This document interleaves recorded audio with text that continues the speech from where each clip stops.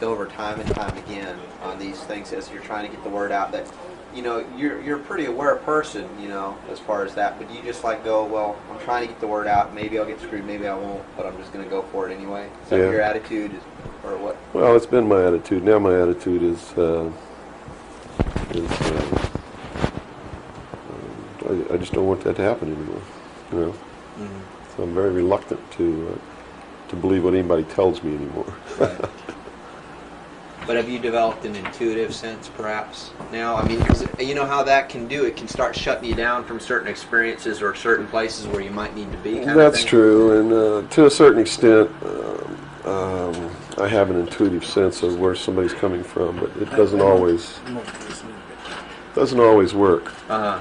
You know, that's what makes a con man a good con man, is that you get the perception that they're telling you the truth. Okay. And so someone who's really good at it, right, can snow you. Mm-hmm. Or me, anyway. I don't know about you. Hold on 1 second. Let me grab my...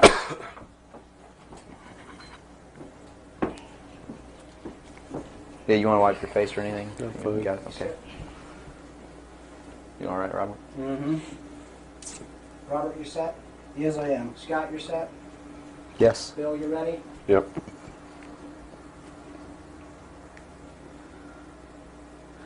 Bill, well, thanks for agreeing to the interview. First of all, a little bit about your background. You had extensive military service for many years prior to 1970, where a certain aspect of that military service kicked upstairs, so you were able to see certain things that you were not able to see beforehand. Would you tell us a little bit about that? It actually started much longer in my past than that. I was reared in a military family. My father's an Air Force colonel. He's retired now. He was a command pilot. And as a child, I remember sitting around I remember the pilots at our house sitting around the kitchen table talking about their exploits in the cockpit and what they had seen in the skies. And some of that talk involved UFOs and what some of them called Foo Fighters.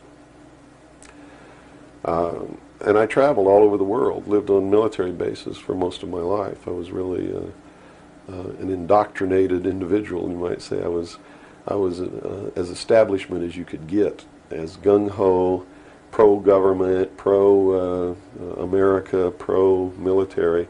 And that's why I went into the military, because that had been so much of my life.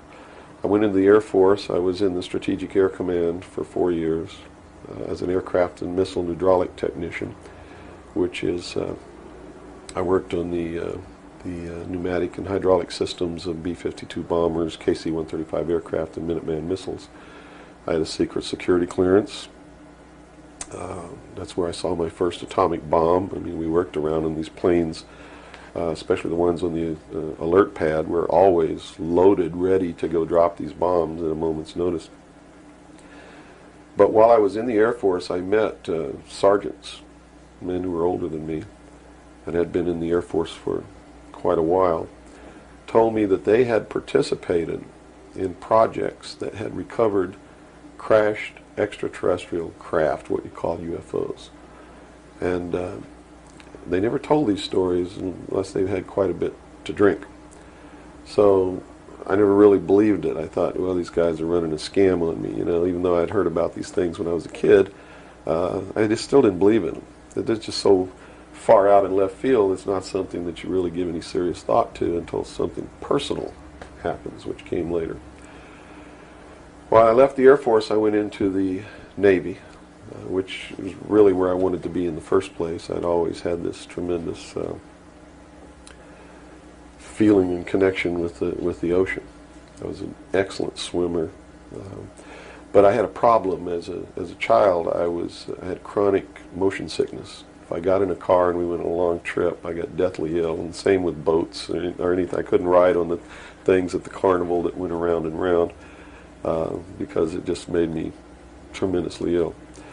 But I decided after I had gone through the Air Force experience that sick or not, you know, I was going to go in the Navy because that's really what I had wanted to do. So I did. Volunteered for submarine duty and was assigned to the USS Tyru SS-416, which was a diesel-electric boat World War II type, that had been reconfigured. When I went on board the boat, it was in the dry dock at Pearl Harbor Naval Shipyard, and had literally been cut in half. They put in a 12-foot sonar section and then 3 domes on the deck for triangulating targets using sonar. And this was really one of the most up-to-date electronically submarines that we had. Wasn't a nuclear submarine, but as far as the ability to approach, get close to a target and destroy it, it had a better capacity to do that than any other boat that we had. While we were on a transit from the Portland-Seattle area on the surface, I was the port lookout, and I saw the most incredible thing that I think I've ever seen in my life. And it had such a profound effect upon my view of the universe and the world that we live in, that I wish everybody could experience this. I saw come up out of the ocean, from beneath the surface of the sea, a huge disc-shaped craft about the size of a Midway-class aircraft carrier, which is tremendous in size. Even though that's one of our smallest carriers, or was then, it's still a huge, tremendously big object. Came up out of the ocean and rose into the air and tumbled on its axis and went up into the clouds, and I was awestruck, dumbstruck. And I mean dumbstruck, literally. I could not utter a sound. And my first impulse was to tell the officer of the deck that I'd seen a flying saucer, and then luckily for me I couldn't talk, because on second thought that's not what I really wanted to say, because I didn't want to be the only Looney Tunes character on a submarine with a tight-knit crew that you had to live in close quarters with, because that's a hell of a way to live. So I told the officer of the deck that I'd seen something about 15 degrees off the port bow at a relative distance of about 2.5 nautical miles. And he began to look in that area. And the starboard lookout had heard me tell him this, and he began to look over there. And while we were all three watching, either the same craft or another one exactly like it came down out of the clouds, tumbled again on its, why it did this maneuver, I don't know, but every single time it did it. It's like it came down in this attitude, and then it flipped over and then entered the water. And the water just appeared to open up in front of it. It's just like the account in the Bible about the parting of the Red Sea. That's exactly what happened. The sea actually parted, and this thing went into the water, and then it closed up behind it. And this big spray went up into the air. But it wasn't a spray from the craft hitting the water. It was a spray from the water coming back in to fill up this hole that had been created. And again, I'm thinking, this is incredible. What are we looking at here? And it was metal. It was a machine, and it wasn't glowing or anything like that. It didn't have any lights on it that we could see. But it was obviously metal, and it was obviously a machine. And although I can't tell you that there was anyone inside of it, I believe that there was. And it did something that, as far as I knew, was absolutely impossible. I'd been in the Air Force. I'd worked on the state-of-the-art of our aviation capabilities. And here I was on the deck of a submarine in the conning tower, and I knew what we had to be able to have to go underwater, and I knew that the two were incompatible. Here's something that came from under the water and flew in the air and performed maneuvers, and then came back down and interfaced with the water at tremendous speed and remained intact, which realistically it never touched the water. The water sort of magically opened up in front of it, but something had to interface with that water. Anything that we had that interfaced with the water in that manner would have been disintegrated. It's like hitting a brick wall. So I was looking at a technology that, as far as our laws of physics and what we knew at that time, didn't exist. This was in 1966. And Ensign Ball was as shocked as I was. He called the captain to the bridge, who came up with the chief quartermaster, who brought a camera. And we all stood there and watched this occur over and over again for about 10 minutes. And I still to this day don't know if it was the same craft or a whole bunch of different craft going in and out of the water. But it seemed like that there was a hell of a lot of traffic on that freeway right there. And we were watching it as we went by. We never changed course. We never lowered or increased our speed. We made no attempt to communicate or signal. We made no attempt to get closer. And eventually, it just stopped. We were told not to discuss it with anyone, not even amongst ourselves, which was incredible. I never had been told anything like that in my life. You know, you can't talk about something. And to be told that we couldn't even talk about it amongst ourselves was even more extraordinary, I thought.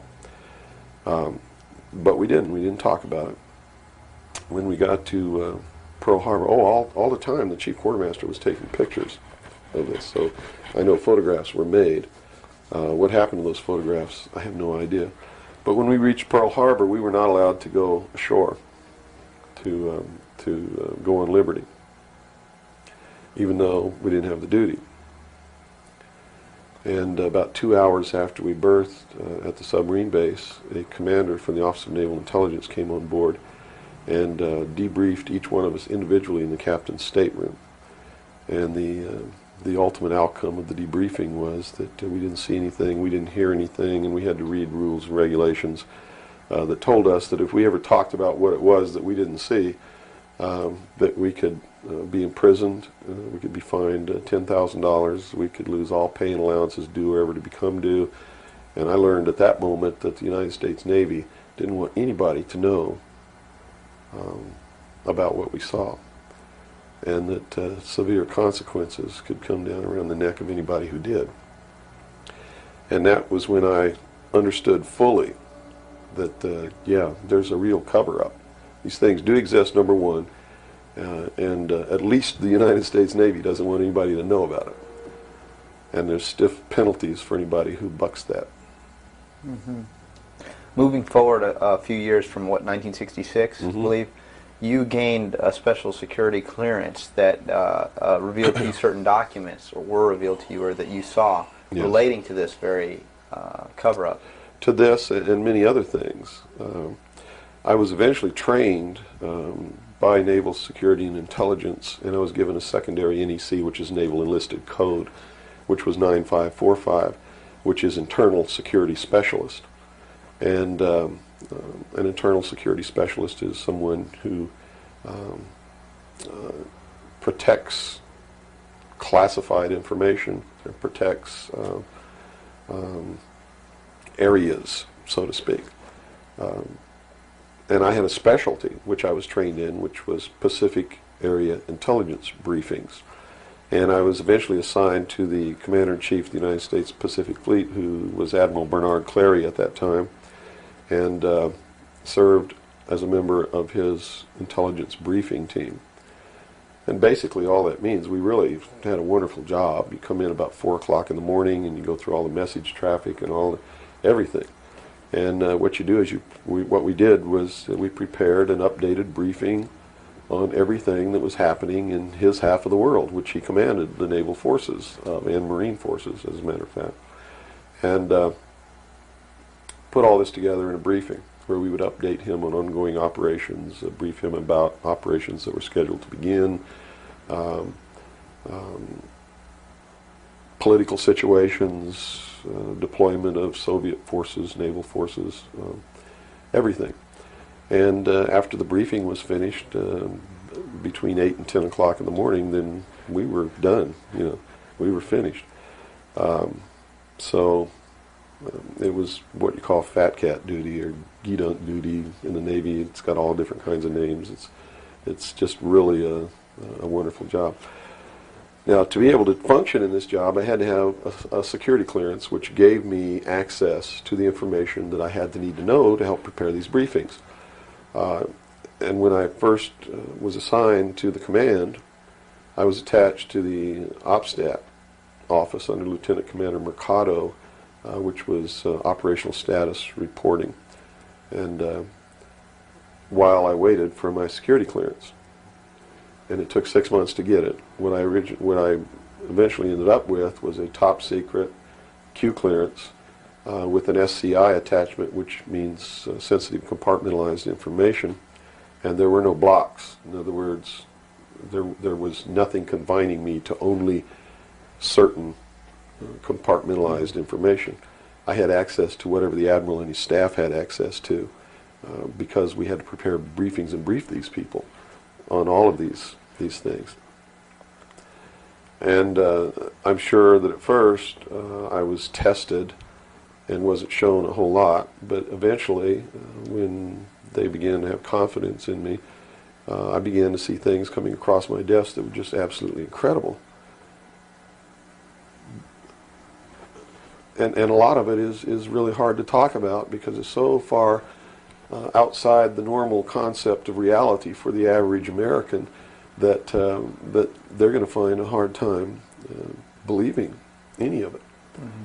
But I saw documents that were labeled under the classification top secret, and the compartmentalized, or the compartment that was put into was called MAJIC, M-A-J-I-C, mm-hmm.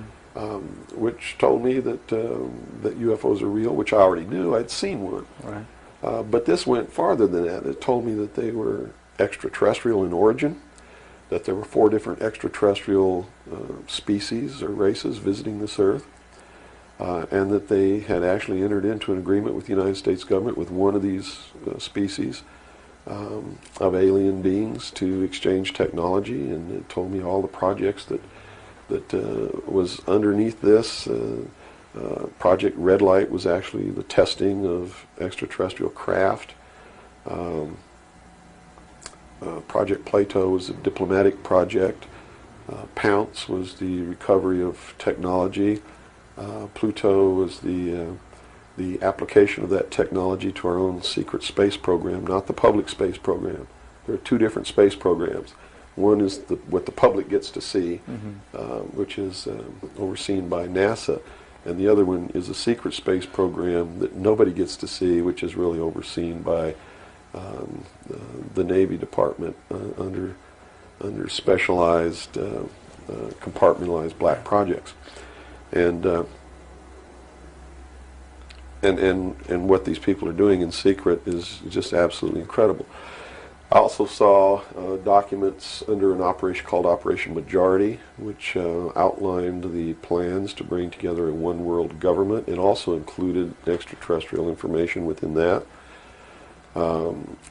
Project Grudge, which was the second project. First was Sign, and then Project Grudge, which contained all of the extraterrestrial information up to a certain point. I forget the year cutoff.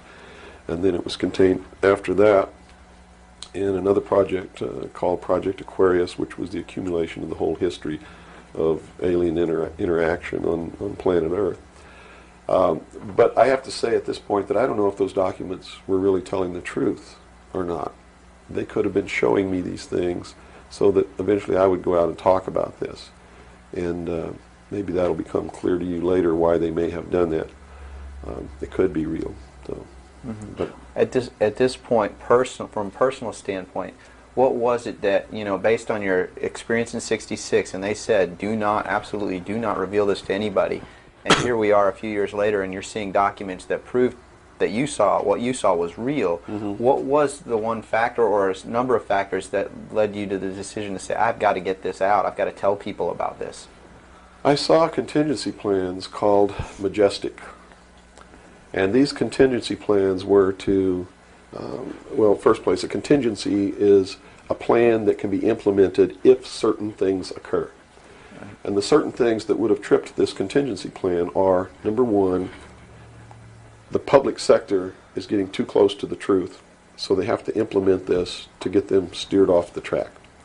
Or number two, we don't want to tell the public the truth about the alien presence, but there's so much alien activity occurring that the public is on the verge of finding out anyway. Let's tell them this story so that it doesn't cause consequences that we don't want. Mm-hmm.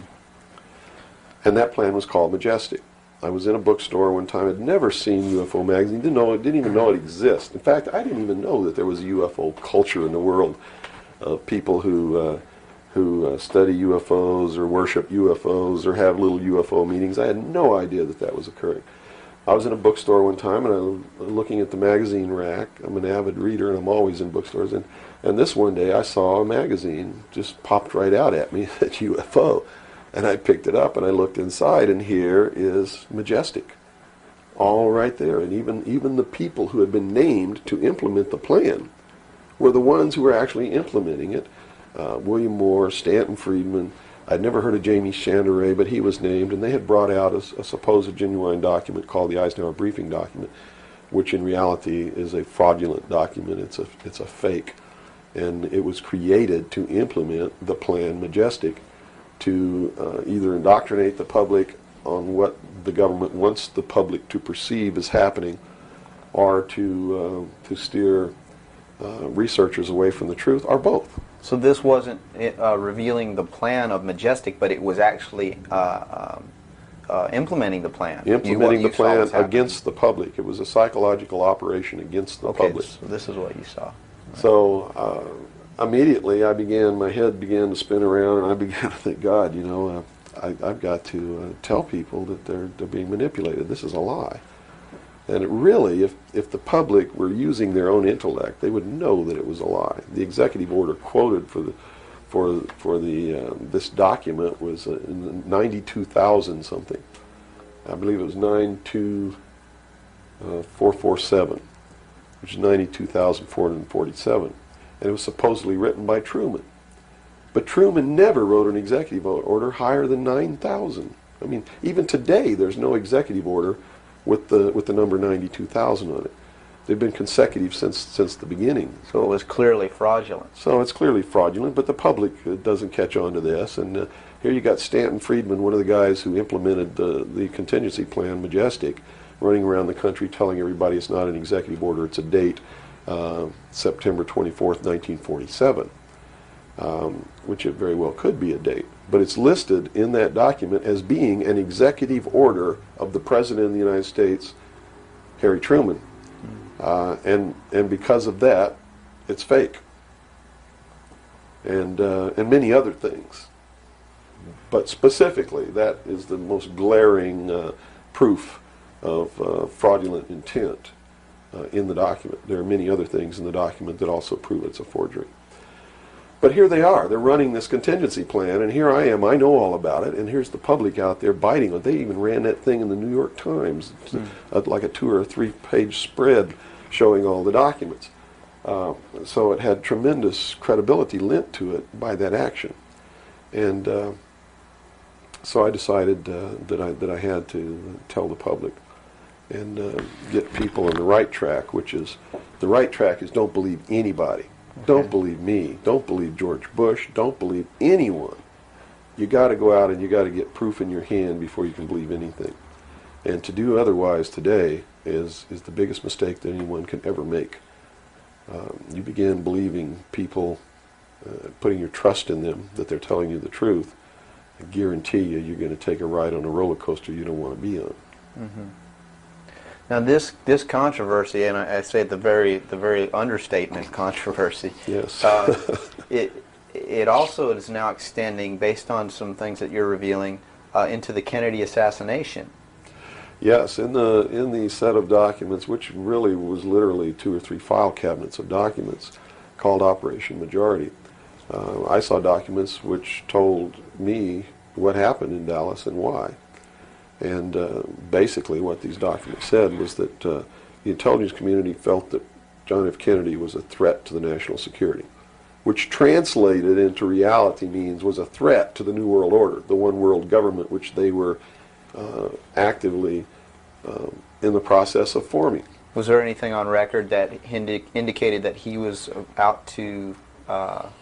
things that he did would threaten that New World Order? Oh, absolutely. He had written an executive order. I don't remember the exact number now, but it's available to anybody that wants to go look it up. He had written an executive order ordering the printing of United States notes, which would have broken the back of the Federal Reserve, which is one of the major instruments of propelling the United States into the New World Order by destroying our economy, the basis upon which we live, the basis upon which our whole society is founded. is being ripped right out from under us. That was one. Number two, he refused to provide air support for the invasion of Bay of Pigs, which ensured that that would be a failure. He had threatened publicly on several occasions to disband the CIA and scatter it to the thousand winds. He had ordered, in the documents that I saw, he had ordered the intelligence community to prepare a plan to disclose the truth about UFOs to the public. Now, I don't know what that truth was. Could be that maybe there are no extraterrestrials. But whatever the truth was, he had ordered a plan to be prepared that disclosure was going to be done according to that plan within the following year. And the intelligence community consider that to be out of the question. And according to the documents that I saw, his assassination was ordered by the policy committee of the Bilderberg Group, which is really the secret world government, and was carried out by agents of Division 5 of the FBI, the Secret Service, the Central Intelligence Agency, and the Office of Naval Intelligence, of which I was a part, in Dallas. And it said that the assassin, the man who actually administered the head wound, was the driver of the car, William Greer, a Secret Service agent, who used an assassination pistol built by the CIA for assassinations that was really an air gun that fired an exploding pellet or could fire a small hypodermic needle or a poison dart, using any one of many different deadly poisons. Specifically, it said that he fired an exploding pellet which contained shellfish toxin, and that the act was plainly visible in a film withheld from the public. I looked for 16 years to find that film, and I finally found a copy that showed William Greer turn around and shoot the president. And since 1988, I've been showing that film wherever I'm able to show it to wake people up. It is not our government, though you have to understand, that is doing these things. It is not our government that's failing us. It's not the Constitution or the Bill of Rights that's a bad instrument. It is a group of men who belong to secret societies who have infiltrated our society and our government at all levels and are destroying it and subverting it from within. And every member of naval intelligence that I knew who was an officer was a 32nd or a 33rd degree Freemason. And I asked my commanding officer at one point, I said, why are all you guys Masons? He said, Masons are used to keeping secrets. It's part of their fraternity. So if you want someone who already knows how to keep a secret, you recruit Freemasons. Well, later on, I found out what the truth is. The truth is you're not going to be a naval intelligence officer unless you are a Freemason or a member of the Ancient Order of the Rose and Cross, but you have to be high degrees for that. I think the reason I was selected as an enlisted man is because I had belonged to the Demolay Society. Which is what? As a teenager. That's sort of the first level of Freemasonry. That's how they recruit teenagers and indoctrinate them into their principles so that they go right into Freemasonry when they become an adult.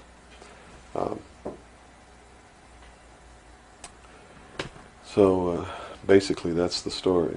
Yeah. Okay.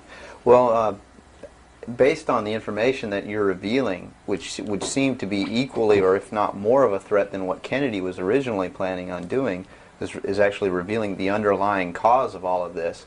Why is it that you are here today, or how is it that you are here today and you're not, conveniently taken away and put in a padded cell somewhere so that you can't speak of these things? Well, I really don't know the true answer to that question, because you would have to ask them to find out why they haven't done anything. But I can tell you this. I began to reveal information in 1976, and I was physically attacked on 2 occasions. My skull was caved in. That's what all these scars are here. On the second attack, I lost my leg. They visited me in the hospital. They had no intention of killing me. They were delivering a message to me. Shut up. And that was the message that came through loud and clear. And 2 men who identified themselves with identification cards who belonged to the Defense Investigative Service, which is really the Defense Intelligence Agency, asked me if I was going to shut up or they were going to have to do it right. And I told them, I said, you don't have to worry about me. I'm going to be a good little boy for the rest of my life, and yeah, I'm going to shut my mouth. And I did for 16 years, kept silent until I saw this UFO magazine in a bookstore, which indicated that they had implemented the contingency plan called Majestic. But if you want to know what I think the reason is, I believe that there are several. One, they've had a plan that's been in force since the 40s to debunk, ridicule, destroy anybody who ever talks about these subjects. And the public has been thoroughly indoctrinated that if you talk about any of these things that I'm talking about, you're just another nut. So the public, by and large, doesn't pay any attention to it. So in that sense, I'm not a threat. If the president had come on television and said, hey, this is what's going on, then they would have listened and they'd pay attention to it. But people like me, they perceive me as being just another loony bin, fruitcake, nut, which I assure you I'm not.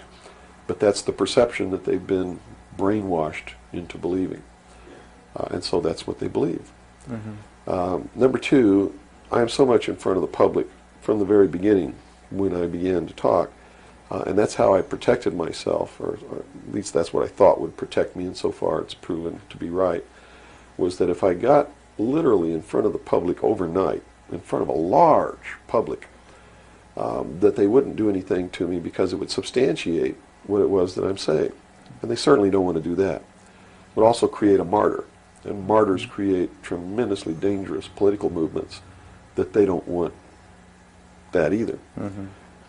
So literally within a 24-hour period, I spent $27,000 mailing a thick packet of information all over the world to people I'd never heard of, didn't know.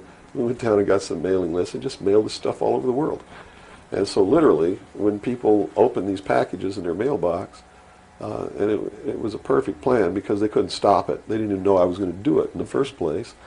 And since we sent it all over the world, once it was out, there's no way they could retrieve it. At least no way that I can conceive of. So literally within 24 hours, I was a public presence. And people were asking all over the world, who's Bill Cooper? Is this true? Look what I got in the mail. And just literally flipped the world over on its ear. And I've been in front of the public ever since. So I think basically those are the reasons. They don't believe that the public's really going to listen to me, and so far that's been true. There is a small group of people all over the world who are awakening, who are beginning to understand that they've been living their life in fantasy land, and who are actively seeking the truth. But by and large, when the secret power structure says, as I've put in the first chapter of my book, right out of one of their own technical manuals, that a nation or world of people who do not use their intelligence are no better than animals who do not have intelligence, and thus are stakes on the table by choice and consent, they're absolutely right about the majority of people. It's one of the things that has been an illumination to me, is that they're not always wrong. And many of their goals are the right goals, but the method that they're using to reach that goal is the wrong method. In other words, if you set out to create a perfect world where there will never be any more killing, but to reach that point, you kill 2 billion people, you have become what you're trying to avoid. Right. And it can't happen that way. If you want to create a world of peace, it has to be done by peaceful methods. Means. Yeah, if you murder someone to destroy a murderer, you have become what it was you set out to destroy, and thus it wasn't destroyed at all. It was perpetuated by that very action. And that's what these men are doing. They rationalize everything they do so that they feel better about it. But what they are doing is becoming what it is that they want to get rid of, and the world will never be a safe place for anyone as long as there are men who do these things. Very eloquently said. Thank you. Now, you. your message to people, once again, is don't believe anything. How right. is it that the public can find this and search for this truth on their own if they can't believe anything or anyone? What can you do? It's all in the public sector. It's all available to anyone who actively and diligently seeks it out. Everything that's in my book, Behold a Pale Horse, is all Everything in here, all the documents that are in here, everything that's in this book is in the public domain. Can be substantiated? Yes, and I intentionally wrote this book not using anything that wasn't available to the public to show people that, yes, if I can find this information, so can you. I have tons of stuff that's not available to the public. But as you can see by reading this book, you don't need that stuff because it's what you need is available to you. Public libraries are overflowing with the proof of what's really going on in the world, but nobody really utilizes it to the extent that they're able to pick this out and put it together. Another thing I've done for people is I've put it together for them so that they can see the overall picture rather than looking at small things and thinking that it's isolated. Nothing is isolated. It's all part of a big puzzle. And the puzzle is coming together, and when the puzzle is assembled, it's going to be a one-world totalitarian socialist government that nobody's going to like except the people that are running it. It's Hitler all over again. And the rationalization is we're going to create the world without war. The utopia. The utopia. But they will never create that utopia because they're not dealing with the problem that makes them want to create it, and that is the inherent flaw in each individual human being that makes us do the things that we do. Until that's overcome, there's never going to be a world without war or without rape or without killing or without robbery, and anybody that thinks that there is has already gone off the deep end. So the method is, here, I'm going to hold a gun to your head so you won't rape, you won't kill. That's right. Yes, okay, I understand. The title of your book, Behold a Pale Horse, what significance does that have? What are you saying with this title? This title is from the book of Revelations, because I have to tell you this, and you may think I'm nuts if you want to, but this is the truth. Either these men are following the book of Revelation. The book of Revelation is in the Bible.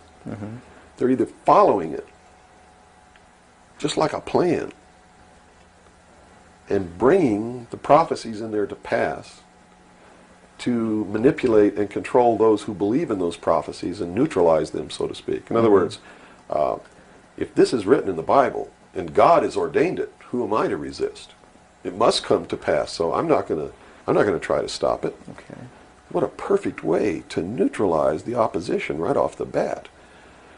Or there really is a God, and what he said was going to come to pass is coming to pass. And I named this, Behold a Pale Horse, from chapter 13 of the book of Revelations. The fourth horse, the fourth horseman of the apocalypse is the pale horse. And I looked, and behold a pale horse, and his name that sat upon him was Death. And hell followed with him, and power was given unto them over the fourth part of the earth, to kill with sword, and with hunger, and with the beasts of the earth. And that is taking place now today. The fourth horseman is riding across the world now.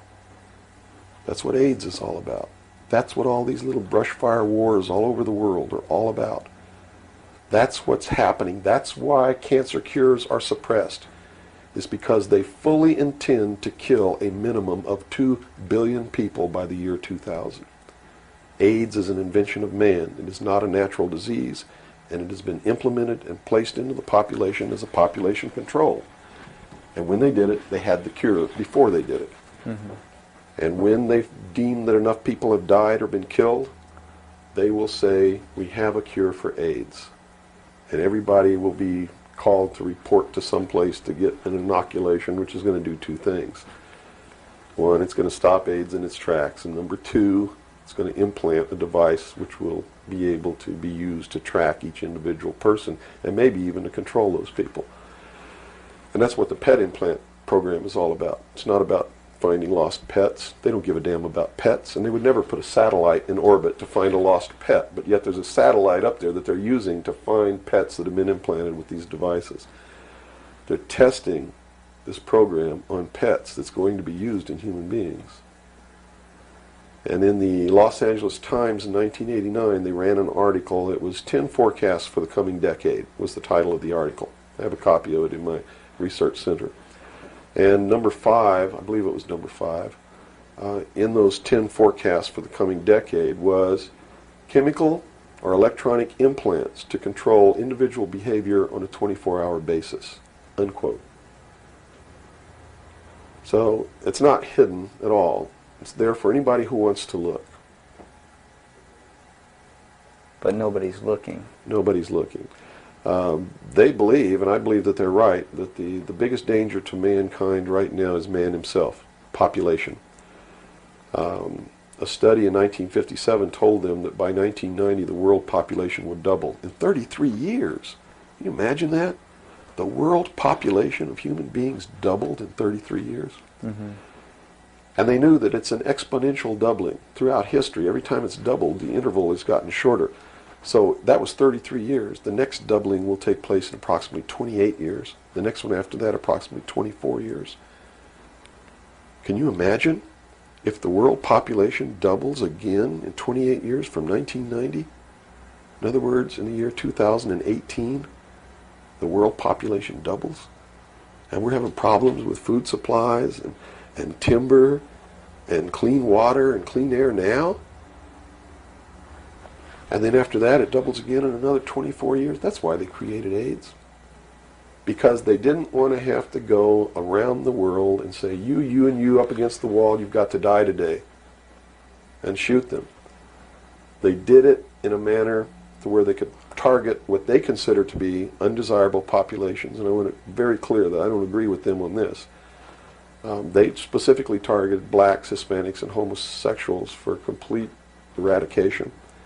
And AIDS is really going through those populations, and it's really doing a number on blacks, Hispanics, and homosexuals. That theory has made news. I've heard that before, and, well, and this it's been isn't a debunked theory. very clear by the public, saying, "Oh, that's ridiculous." But you're saying that that may indeed be the case. It's not ridiculous. I actually saw this in documents, and the project name was Project Naomi. MK Naomi was the name of it. It was a CIA project. The AIDS, whatever causes AIDS, whatever that turns out to be, according to those documents, was developed at Fort Detrick, Maryland, under a CIA project called MK Naomi. It was financed by $10 million for the Department of the Army's biological warfare programs. It was carried out, supervised by the CIA, carried out by scientists who worked for the Special Operations Division of the Department of Defense. And it's doing its job. And would you assume if AIDS doesn't work, there's a contingency plan for that even? Well, I think that they have other things out there working concurrently. One thing I've learned about these men is they don't just do one thing. In case the public discovers what they're doing, or discovers that somebody's doing, whether they know who's really doing it or not, and stops it, what they have running is several concurrently running plans, so that if one or two fail, the other ones are going to take care of the problem. It sounds pretty hopeless. I mean, based on that scenario, is there anything, any uprising or what? Yeah, there is, but it requires that people wake up. It requires that they really learn the truth instead of live their life in fantasy land.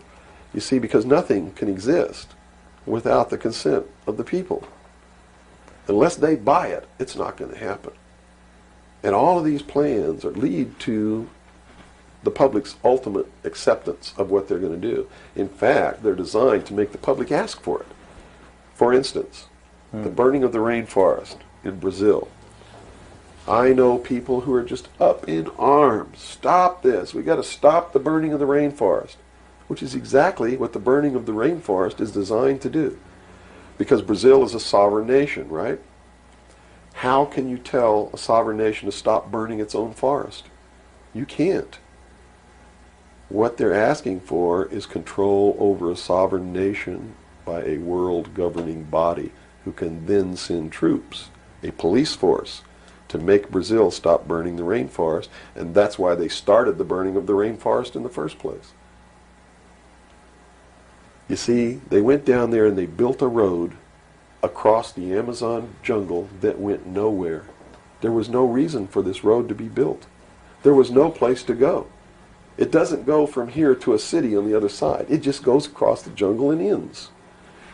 And they built this road on purpose, because they knew that most of the people in Brazil are so dirt poor that they would see this road as the answer to their prayers. Free land, free timber, a way to support their family, a way to become wealthy, or at least more wealthy than they were, which was no wealthy. Mm-hmm. And that's exactly what happened. Millions of people headed out down this road and staked out some land and burned the forest and tried to grow crops. And they found that rainforest is no good for growing crops. It'll grow one crop, and then you got to go burn more trees and plant another crop because the soil is poor. And that's what's happening. Mm-hmm. And that's why the forest is being burned. And it was done intentionally to create the scream of stop burning the rainforest, so that then they could offer the solution. The solution is a world governing body that can then order and enforce that order of Brazil to stop burning the rainforest. So the green movement worldwide is now just a manipulation. Yes. Of now it's been proposed time and again too that big business is behind things like this, and that would represent a capitalist approach. But what you're saying is we're heading toward a socialist approach based on this scenario. You have to understand the difference between capitalism, socialism, communism, what all of these things really mean. You have to understand what the difference is between right wing and left wing. People, they use these phrases all the time, and they don't even know what these things mean. And it's just incredible to me to hear a socialist calling someone else a Nazi. Because Nazi means National Socialism. So here's a socialist calling a right-wing guy a Nazi, when what he should be calling the right-wing guy is anarchist. People on the right want no control. Mm-hmm. They're really anarchists. Okay? So they would, in theory then, or in fact, be in opposition to this ultimate movement.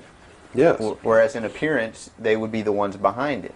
Well, when you have a misunderstanding of what the terms mean, yes. Okay. Right-wing on the far right is total anarchy. They don't want anybody controlling anything that they do, and they believe that people are responsible enough that the world can exist without government. Okay. Or the very minimal government that it would take to. On the far left, on the other hand, they believe that the government should be in total control and should be supply man with all of his needs. Well, creating a whole society that's dependent. Right. A republic is somewhere in the middle. It's governance by laws. Laws are decided by representatives who are elected by the people. And according to the theory, the representatives will do what is right, whether they get elected or not, because it's not really a democracy. A democracy is far left. People don't understand. We don't live in a democracy. This country is not a democracy. It is a republic. A democracy is ruled by the mob. The mob always votes themselves every kind of benefit that they can vote themselves.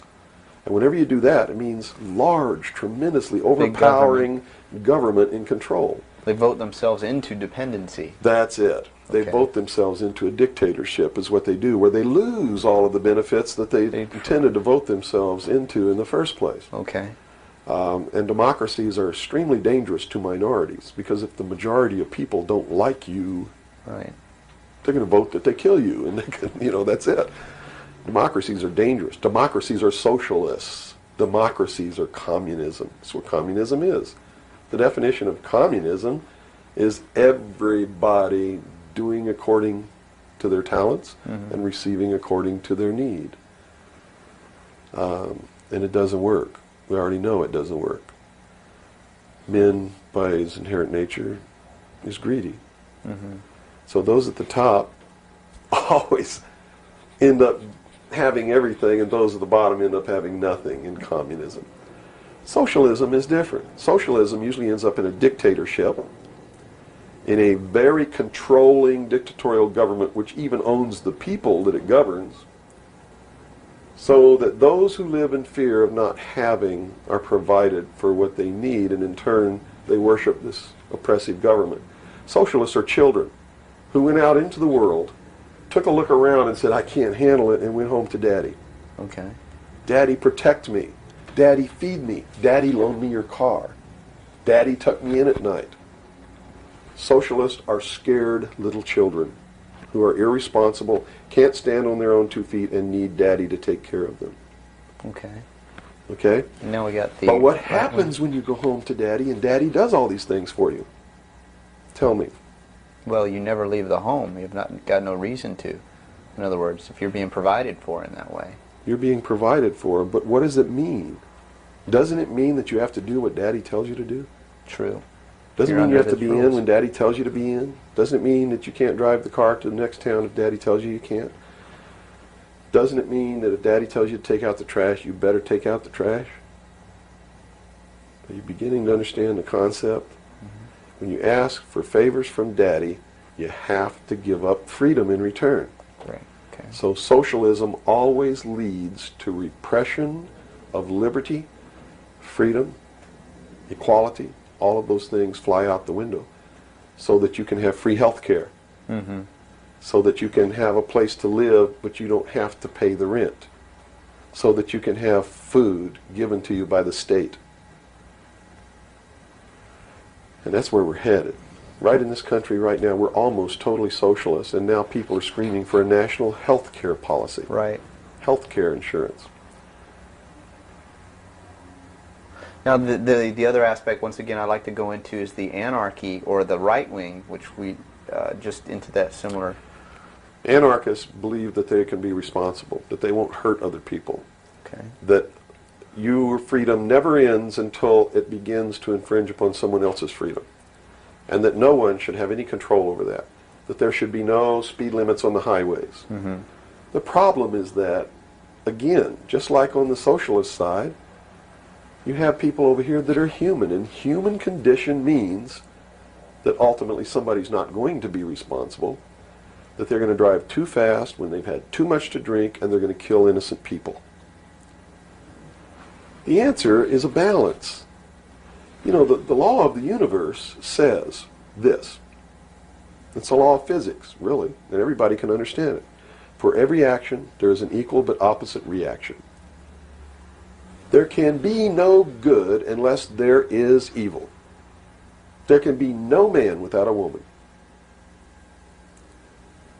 You understand the concept? Based on that, the theory of a utopia here on Earth is corrupt right away. Absolutely. It goes against the laws of physics. It goes against the law of the universe that there must be two opposing forces all the time in every instance, because that's what makes the universe work. That's what makes everything work. What we need to do is stop trying to go way over here and establish some utopia of freedoms, or way over here to establish some repression of freedom so that we make sure that we got something on the table to eat. And strike a balance between the two that works. And stop withholding information. What makes it difficult for anyone to succeed or live, or for us to really come together and have peace in this world, are all of these people who think that they are the guardians of the secrets of the ages, and only them have truly mature minds, so only them are worthy of knowing the secrets and the real science and the real metaphysics and all of these things. So they repress it and they keep it secret, so the rest of us live out our lives and we don't know the truth of what life is really all about. Therefore, we're always stumbling over each other and getting in each other's way and doing the things that we profess that we don't want to do, simply because we don't have access to the truth. If we had access to the truth... Now, I got to tell you this. Back when these men first began establishing these societies, these mystery schools, and suppressing information, the common man was uneducated, did not have an intellect capable of understanding these secrets. They were really beasts of burden, for the most part, and they lived their whole life in toil. Right. But things are not that way now. Most people have a good education. They have a good mind. They're capable of understanding if they're taught, and if they're taught correctly. And I think it's time to teach people what the truth is, and quit hiding it, so that we can come together as one humanity and make a balance and live together in a balance. You know, evil's never going to disappear, neither is good. But we can maintain a balance and life can be good. Instead of swinging back in this tremendous battle between these two opposing, radical, extreme ends of the scale. That's got to stop. I've never understood why somebody would join together in this band of people and call himself a Democrat and not vote for anybody else if they're not a Democrat. That concept is beyond my understanding. And Republicans and Libertarians and Populists and Communists and Socialists and this and that, and blacks and whites and Indians, and there are so many sects and groups and segments, and we're so fragmented that getting together is going to really be difficult. But we've got to do it. Because if we don't wake up and do it ourselves, these men who meet in secret and plot the manipulations are going to do it whether we want it or not, and they're going to do it at the point of a gun. And they're going to take away everybody's freedom because they don't consider us responsible, Capable of having that freedom. are capable, or even of using our intellect. So they'll put us in shackles and control us and force us to be peaceful. That's what the plan is, and that's what the New World Order is all about. Well, we've run from UFOs right to this, and at first a person might watch this and say, "Wow, this is really strange." But where we've come down to, based on that beginning, is quite in the realm of common sense. Well, it's not strange at all. It's what they've been trained all their life, that if they hear these buzzwords, they're listening to some loony idiot talk, and it has no substance to it. Once they get into it, though, and begin to understand that everything is interconnected, it's leading us toward one end, a one-world totalitarian socialist government, and begin to see it coming to pass all around them in their life, and understand that nothing happens by accident. It's been planned for many years. Then they begin to understand that UFOs play a big role in this. Because if they're real, it's the most significant thing that's ever happened in the history of man, and may be the driving force behind locking up the human race. Because how could a UFO land in a place like Macon, Georgia, and somebody who doesn't look like us get out, walk down the street? And I'm not trying to insult the citizens of the state of Georgia. What if they landed in Newark, New Jersey, and got out and walked down the street in a society that kills people because they sit in the wrong seat on a bus? I'd assume now that they'll know about us. Of course they will. They probably already know about you if you've been exposing the truth on your show. Would you assume that our phone lines would be bugged at this point? I don't know. I doubt it. They don't really consider you to be a threat unless you develop a large political following. Oh, okay. So, unless you have a large political following, you're not considered to be a threat to them. Not yet. Because they figure that the people are too stupid to listen to you anyway. And generally, they're right. So we're in the process of educating people then. Yeah. Is the best thing. Education is 60 or 70% of the battle. Yeah. Because people automatically begin to do the right things once they learn what the truth is. They're educated to it.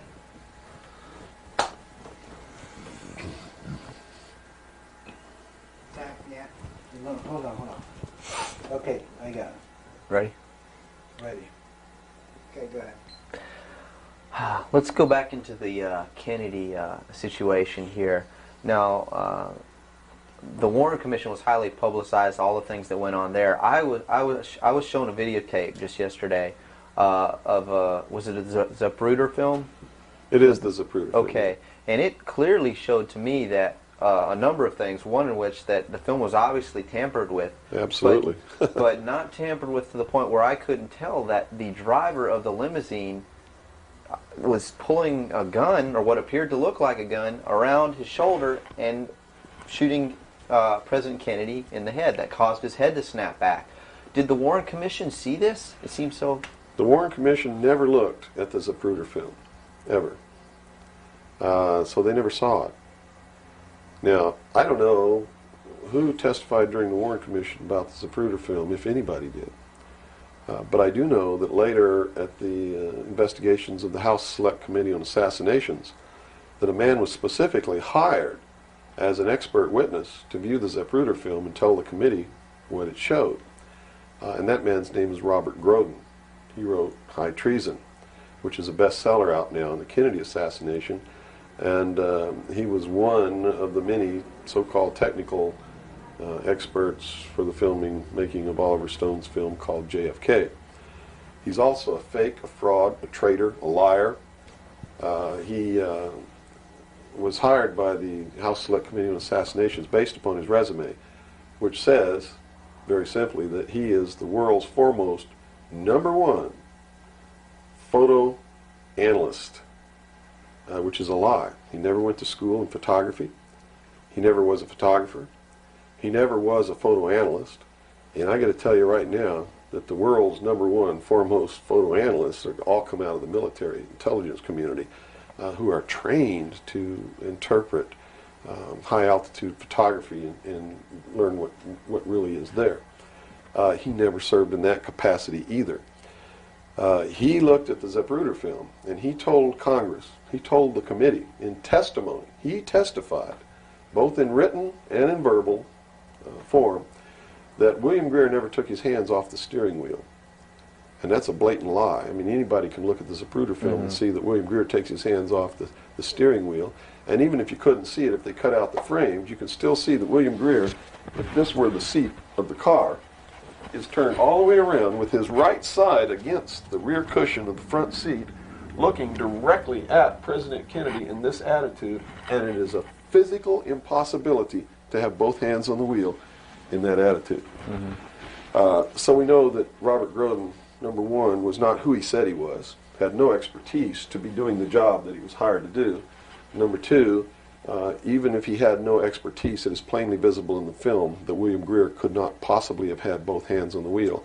So we know that Robert Groden didn't make a mistake. We know that he intentionally lied to deceive Congress and thus the American people. And what's real strange about it is he's been very active in the research community, supposedly exposing the assassination of President Kennedy. But if you look what he does, he is constantly coming up with new theories, supposed new evidence, most of which is fake. And in his book now, High Treason, he makes a statement that Kennedy was probably hit from the front and the rear at the same time. His job is to keep the American people confused and propagate the lie that our government is no good, that it's our government who assassinated John F. Kennedy. And I'm here to tell you, it wasn't our government. It was the secret societies known as the Illuminati, the Knights Templar, the Freemasons, who assassinated John F. Kennedy. And the proof is right there for anybody who wants to see it. William Greer was a Freemason, #1. He was the Secret Service agent who shot Kennedy. #2, in Dealey Plaza, there's an obelisk, a monument commemorating the location of the first Masonic temple in the state of Texas.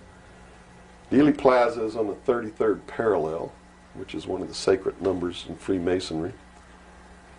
He was assassinated in a manner that assured the greatest flow of blood, which is called blood atonement, which was practiced by Freemasonry in the early days and supposedly is not practiced now.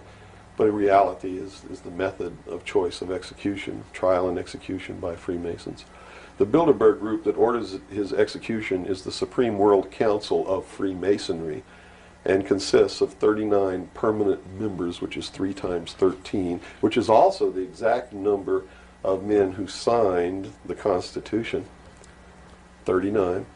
You see, our forefathers were also members of this secret group, and this country was founded to bring about the New World Order. And it's all in the Great Seal of the United States, which was, and that the design of the Great Seal was made law in 1782.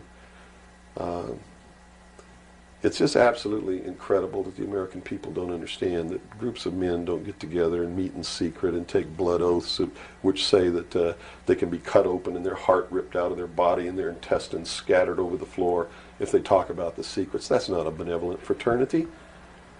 That's a dangerous group of men. Grown men don't play games like that.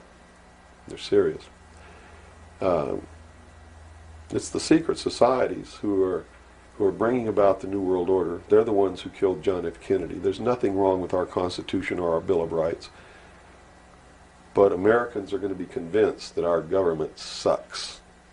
And that's what all this stuff is all about. So at the beginning, the founders of this country actually did create what was I guess you could say, an above-board, good government basis for a good government. Yes. They gave us every tool to ensure the success. But it was an experiment, you see, because man had always claimed that he could rule himself, but had never been allowed to do that. Even in ancient Rome, they call it a democracy. The man didn't rule himself. He was ruled by other people who made man think he was ruling himself. But the truth was, a Roman centurion could march down the street and grab anybody they wanted to and make you do whatever they wanted to, or just execute you on the spot. And that was the truth of the matter. Those weren't free people. In the history of the world, there had never been a people who were truly free or who truly ruled themselves until the United States of America was created as a republic by which we ruled ourselves through elected representatives whom we sent to the State House, either in the states or to Congress, to do it. They also gave us every tool by which we would destroy ourselves if we weren't capable of doing it.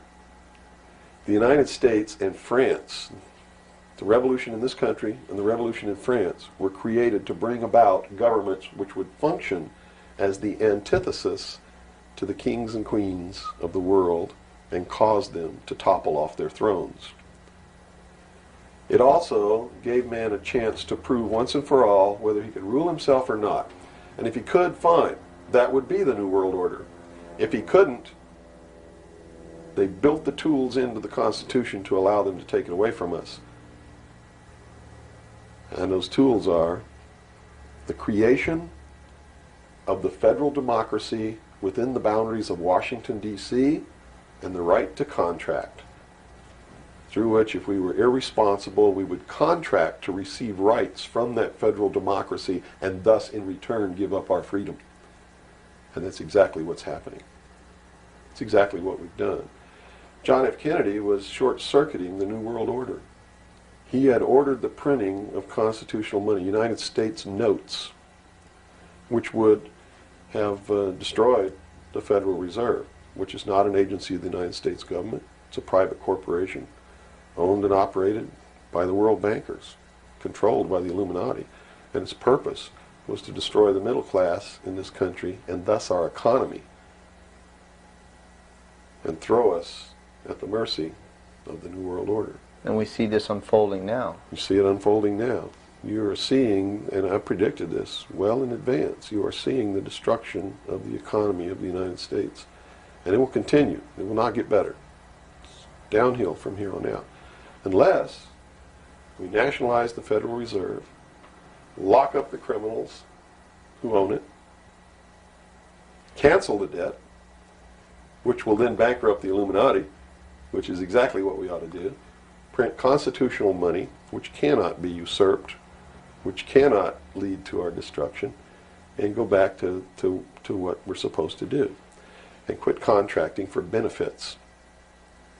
We're escaping from the laws of nature, and there's a terrible consequence for that. Mm-hmm. Terrible consequence. We have to function within the laws of nature.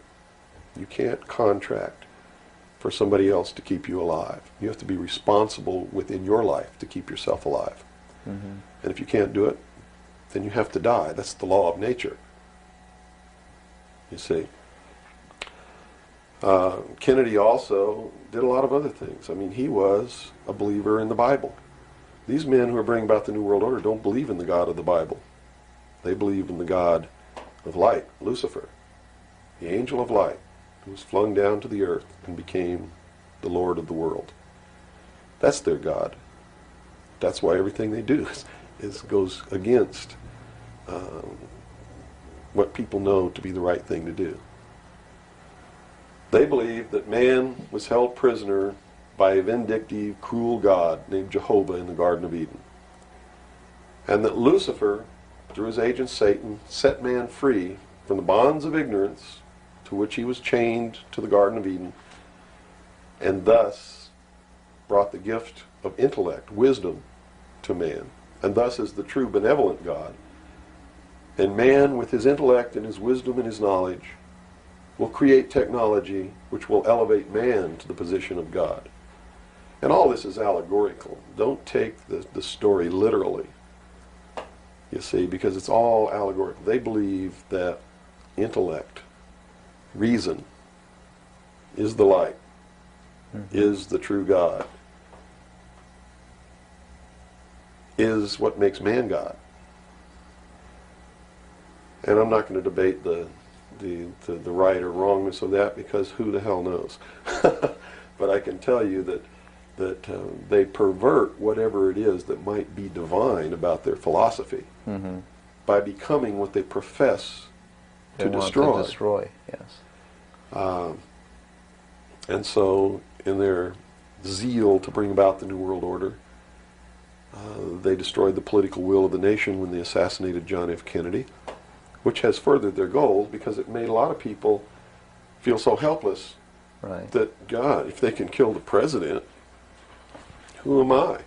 You know, what can I do? I'm just one lonely, helpless person. So they quit voting. They abdicated their power.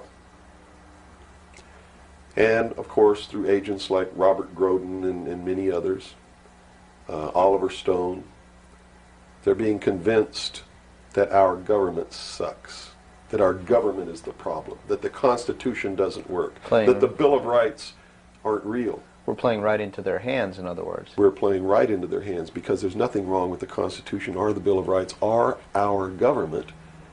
It's the people. You see, it's been infiltrated.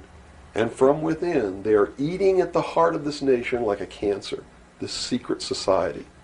They are destroying it. They are subverting it. Our Constitution has not been allowed to work since 1945, and maybe even earlier.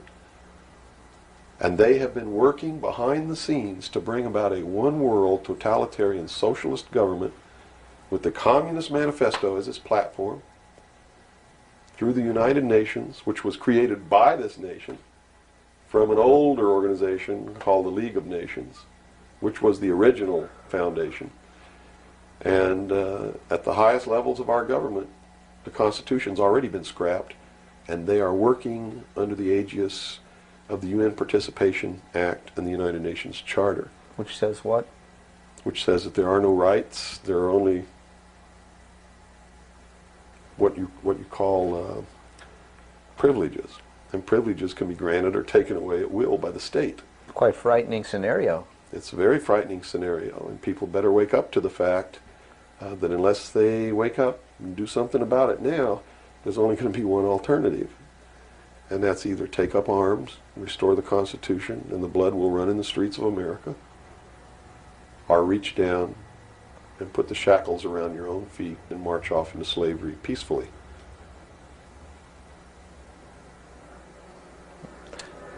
Not going to be easy the coming years. Wow. Now, historically, this may or may not relate, but at least modern world, contemporary world history does not include the stories of Atlantis and Lemuria that go predate. How does that history, and why was that suppressed, or why is it still being suppressed? How might that affect what we are understanding is going on today, or is it related? Well, I'm not sure if a place called Atlantis or Lemuria ever existed or didn't exist. I don't really know. But I do know that the story that is told about the civilizations that lived there are something that we should listen to, because this whole scene may have played itself out before on this earth. And if you understand the theory, which I believe has been accepted as fact now, of continental drift, there may have been an Atlantis and a Lemuria, which had tremendously developed technologies and societies. And the same scenario that we're playing out now in this great stage called the world may have played itself out over and over again in the past for millennium. In my investigation of the mystery schools, the secret societies that are bringing all this about, that really control everything behind the scenes, I found that this is all about religion, and it's all about a recurring theme that is penetrated and is at the heart of every religion in the world, and that is a creator or a creatress who has a son that is sacrificed and then is resurrected and saves the world or saves humanity. It seems to be an archetype that is within us. And so that you don't go flipping out watching this tape. I'm a Christian. I believe in the teachings of Jesus Christ, even though it may turn out that he may have never lived. The scene, it doesn't matter. When you read his words, and you can go back through history and find these are the same words that were spoken by every Savior that there ever was, are the most beautiful, most profound, most affecting words that have ever been spoken on the face of this earth. And when I get down and almost get to a point of hopelessness, I just go read the Sermon on the Mount. And I come back up again. Because in the end, it's not going to matter whether Jesus ever lived or didn't live. The story is real. And it's within all of us. And it brings us to something within ourselves that is good. But these men don't look at that. They believe that the end justifies the means, that these stories are just stories, and that the real meaning behind it all is that man can transcend his animal state through the realization of intellect and the overcoming of all of his emotions and feelings and morals, guilt, all of these things. And I just can't go along with that because I believe it's our emotions that tell us when we're doing wrong. We feel it within ourselves.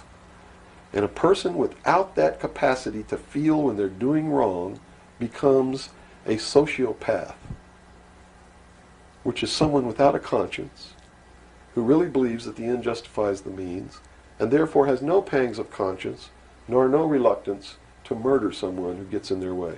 Mm-hmm. And it's extremely dangerous.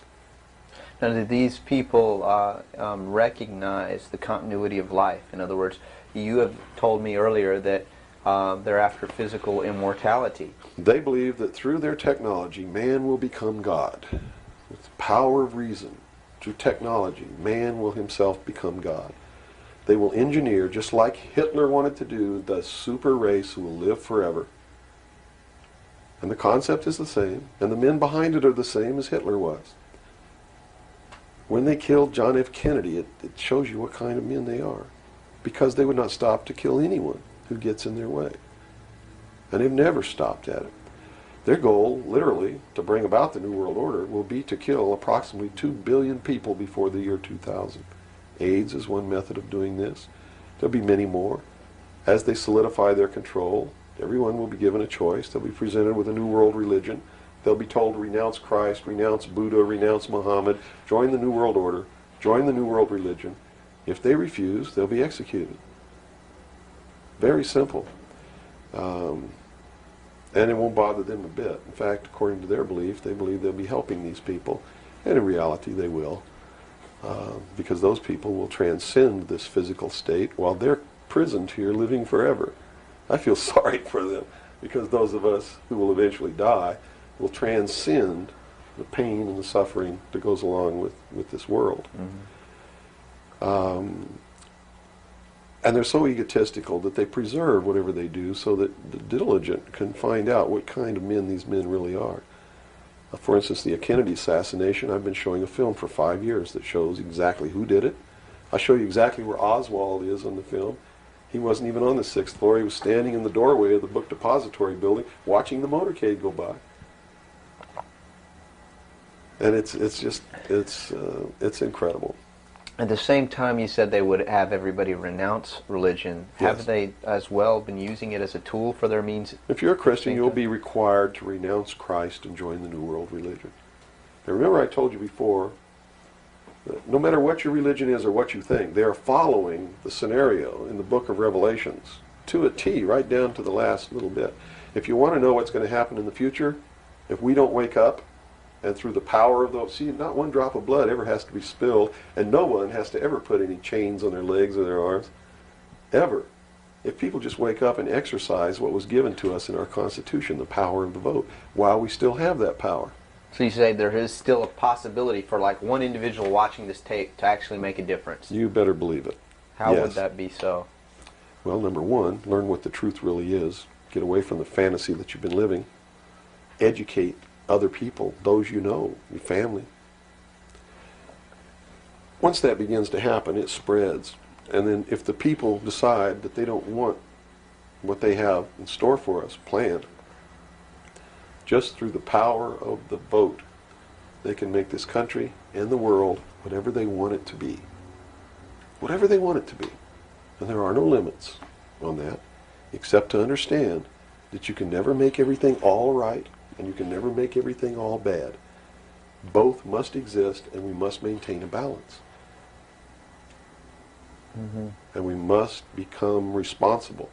If each individual on this earth learned to walk in a divine state of grace, responsible for themselves, their family, their city, their state, their country, and for the world, And to the laws of nature. and to the laws of nature, and actively participate in solving the problems of yourself, your family, your city, your state, your country, and the world, there could never be a group of men meeting behind closed doors in secret that could ever control anybody. But by abdicating responsibility, by not walking in that divine state of grace, makes possible anyone meeting behind closed doors to bring about the world that they want. And the world that they want may not be the world that you want, or that I want, or that these people watching might want. If you don't participate, you can't complain. If you don't help cook the meal, you got no right to bitch about it. You got to sit down and eat what's put on your plate. If you don't like that, then you should have been in the kitchen helping to prepare the meal, helping to plan it, helping to prepare it, helping to serve it. If you want to sit on your butt in the living room while somebody else prepares the meal for you and decides what it's going to be and puts it on the table, it's too late to say that's not what you wanted to eat. It's too late to say it's not cooked the way you wanted it to cook. Well, that's very simple to understand. And That's right. You got to eat it because you have to eat to live. And I think that anybody can understand the meaning behind that little story. Okay, let's take a step back to the Kennedy thing now. So This is all about the kids. Well, yeah, it is. But just specifically about, once again, I want to bring up the film as well. Another thing that came to my mind when I viewed it is that the two Secret Service men, the driver and the person sitting next to him in the front, regardless of what they claim happened, obviously did not operate in a way that you were trained as a Secret Serviceman to protect the president. Shouldn't they have just driven that car right out of there, and the other guy should have done something to protect or look for who's shooting? You know, it just didn't seem to make any sense. How would the Warren Commission not? They didn't see the film, so I guess they didn't see the film by design, because if they saw the film, they'd have to be responsible for the decision that they made that Lee Harvey Oswald was a lone assassin. Okay. So I think they didn't see the film on purpose because they didn't want to have to be responsible for saying, Making hey, that look, decision. the driver did it, you know. They didn't want to make that decision. And in a letter that Lyndon Johnson wrote to the Warren Commission, he specifically said in the letter, you must quickly identify Lee Harvey Oswald as acting alone with no conspiracy so that America can get back to business. Was Lyndon Johnson acting on behalf of the secret society, or was he concerned of course. with... He had to know all about it and approve of it because he was going to be the new president. And the new president would be in charge of the investigation. How high up a government official do you have to be before you're briefed of this, you know, the total of all the things that are going on, the reality behind them? Well, you have to understand that nobody exists on a high level in government who's opposed to the New World Order. Nobody. Our government has literally been infiltrated. And there's a cancer within our government destroying it, eating it, nibbling away at it, hacking off its limbs. And you said this started in 1945? 1945 What was were the events? when the overt destruction began to occur, when Truman signed the UN Participation Act and the United Nations Treaty. It actually began long before that, when these secret societies began to infiltrate the government and appoint their members to important posts. Infiltration is easy. If one gets in, he can then appoint and hire others to replace people who are not members below him. So now we've had over 50, almost 50 years of this going on. At least. I believe that it started back probably 1913, 1917, when the Federal Reserve Act was passed, when the Council on Foreign Relations became a reality in this country. And you can, by diligent research and study, you can see when it happened, where it happened, who did it, and how it was done. It's apparent. When they say there's no conspiracy, I mean, we talk about a conspiracy. It started out as a conspiracy. But when they say today there's no conspiracy, that's not a lie. It's the truth. They are doing it right out in the open, right under our noses, and we're too stupid to know it, to see it. So it's not a conspiracy now today at all. It's right out in the open. They even published their plans. I mean, here Carter appointed Zbigniew Brzezinski as the National Security Advisor, who just wrote a book before he was appointed, declaring himself a Marxist. I mean, you read that book, this man believes in Marxism. This man is a socialist. Not only a socialist, he's an international socialist. He's a globalist. His goal, stated in his book, is to destroy the sovereignty of nations and bring about a one-world Marxist government. Now, the Carter administration was one extreme, and then we came into the Reagan administration, yet nothing changed. Nothing changed. What you're saying is that no matter what the political leanings, they seem to be playing the same game. As long as you're playing their game, it doesn't matter who you vote for, who you put in office. They all belong to the other side. They're in the pockets of the Illuminati. When you quit electing professional politicians, when you quit electing the guy who looks nice on television because he speaks good and he looks like the guy you wanted to marry or something like that, you're playing right into their hands. You know, they made it so impossible for another Abraham Lincoln to get elected to the office of president that it's a wonder that we even have a chance at all. We need to send people to Congress and to government who are going to clean house. Kick all the members of secret societies out of the bureaucracy. Lock them up. Try them for treason. Because they are traitors. So one thing that may help is term limitations. We must have term limitations, and it must be only one term. And forget all this nonsense that anybody goes to Washington and don't know what's happening. They don't know what's happening simply because they haven't taken the time as citizens to understand how our government works before they ever go to Washington. You see, it should be a process that starts in infancy. It works its way up. And everybody should be taking part in the government. Now, if someone came in to office with this kind of knowledge and with this kind of intent to really push these people out, would they not be eliminated immediately? Not if they have the people behind them, because what the people would do in one fell swoop, in one election, would elect people who've never served in government before, kick the incumbents out, send citizens to Washington. And here's the way it has to be done. You know, right now, you don't even pay your congressman. You know who pays your congressman? The federal democracy of the District of Columbia. The federal government pays your congressman, who's supposed to be representing your state and you. The federal government is a foreign country to your state. Why should he represent you? Not only that, but he moves to Washington, D.C. He maintains a residence here, but he doesn't live here. And as long as you re-elect him, he continues to live in Washington, D.C. forever if you keep re-electing him. So they lose all touch with what's back here. They're paid by a foreign government, the federal government. They're not paid by the sovereign state of Georgia or by you. They have to be paid by you. And they have to live here. They can't move to Washington, D.C. They go to Washington, D.C. for one term. Okay? One term only. When that term's up, they have to come back. And you don't pay them exorbitant funds. You pay them just enough to live on comfortably while they're there.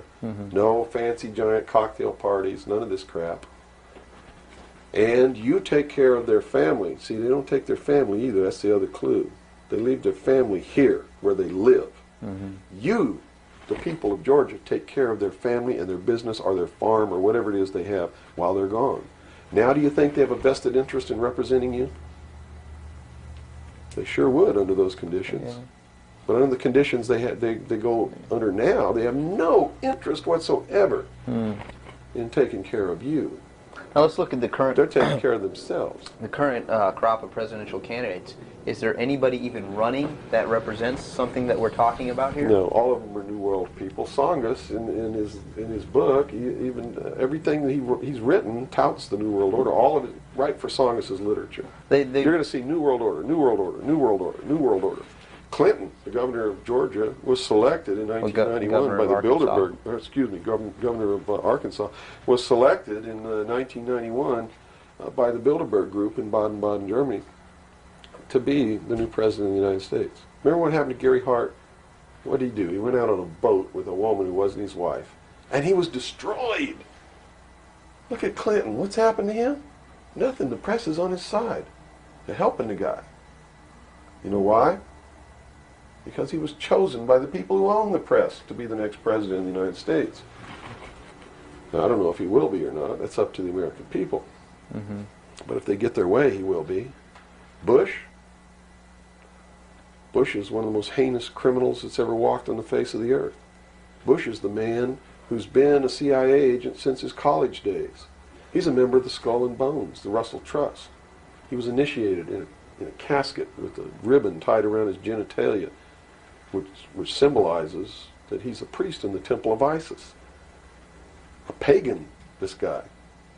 This man is a member of the mystery schools. Well, he has the outward appearance of a good Christian, church-going Christian, no? They do whatever they have to be approved by the people, but in secret, they're not at all.